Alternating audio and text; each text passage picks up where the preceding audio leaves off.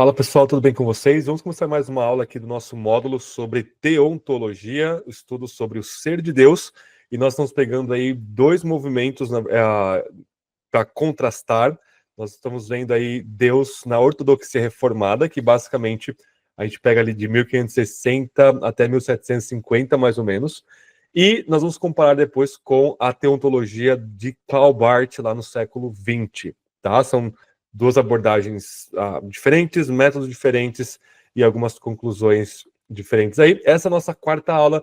Nós tivemos 3 aulas aí introduzindo completamente o contexto histórico lá da ortodoxia reformada, os desenvolvimentos, a metodologia, as influências do escolasticismo, do humanismo, as respostas que tiveram aí contra o iluminismo posterior, né?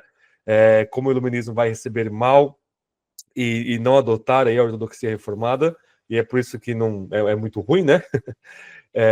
E agora, finalmente, nós vamos chegar no conteúdo aqui, propriamente dito, dos nomes, ser e atributos de Deus. Talvez eu deixe uma parte dessa aula disponível para o pessoal, tá? O ponto é que toda segunda-feira, às 8 da noite, a gente se encontra aqui para uma aula que é inédita no Brasil no sentido de conteúdo, para a gente aprofundar nosso conhecimento teológico, o pessoal aqui, os membros do canal, e você pode ter acesso a essas aulas se você estiver assistindo, depois se tornando membro do canal, e se você não conseguir assistir as aulas ao vivo, elas sempre ficam gravadas e postadas aqui no nosso espaço de membros. Maravilha?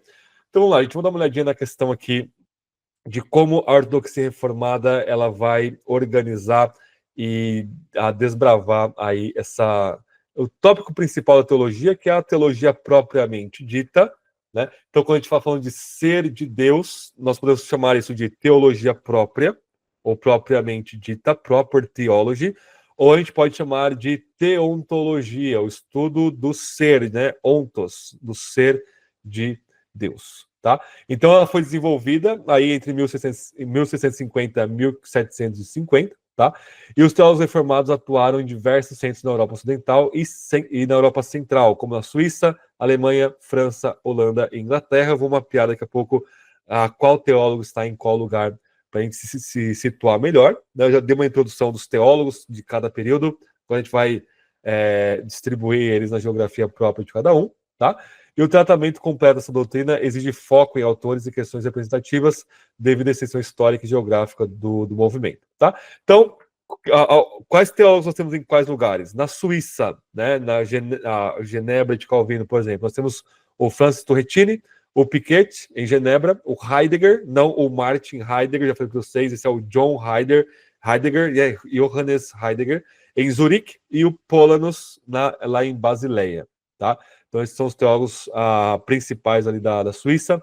Na Grã-Bretanha, nós temos Petrus Martin Vermigli, tá?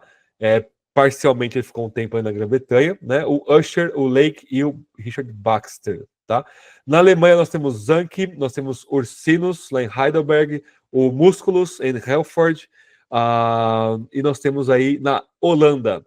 Nós temos alguns centros importantes aí de estudos, tá? Lá em Leiden, nós temos o Junius, o Gomarus, a Leiden Synopsis, que é um documento que fizeram alguns autores sobre uma teologia sinótica, né?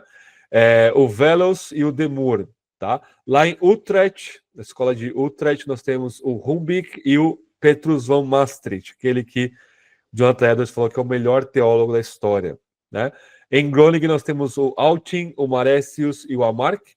Em Franeker nós temos o Macovius e o Amésius, e também nós temos pastores locais como Leonard Riesen, que também escreve algo ali sobre o ser de Deus. Isso aqui não são todos teólogos, são só sobre aqueles que escreveram algo sobre o ser de Deus, quer seja um tratado teológico completo, que inclui ali teontologia, ou livros sobre o ser de Deus, tá?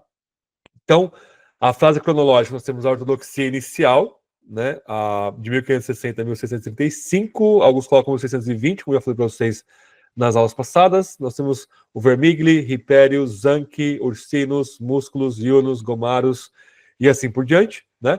Na alta ortodoxia, que vai até 1620 ou 1630 até 1700, aí nós temos Turretini, o Heidegger, Usher, Legge, Baxter e Maastricht, Maresius e assim por diante.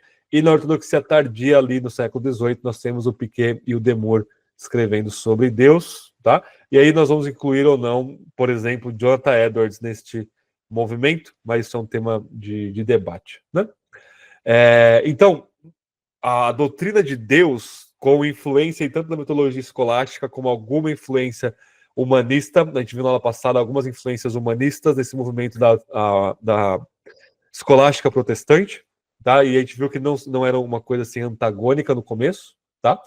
Isso é invenção da historiografia iluminista, né?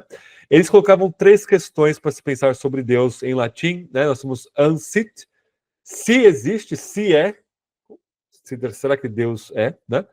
Quid sit, né? O que é, o que é isso que existe, né? E o quale, ou qualis sit, como é, de que modo, de que tipo é.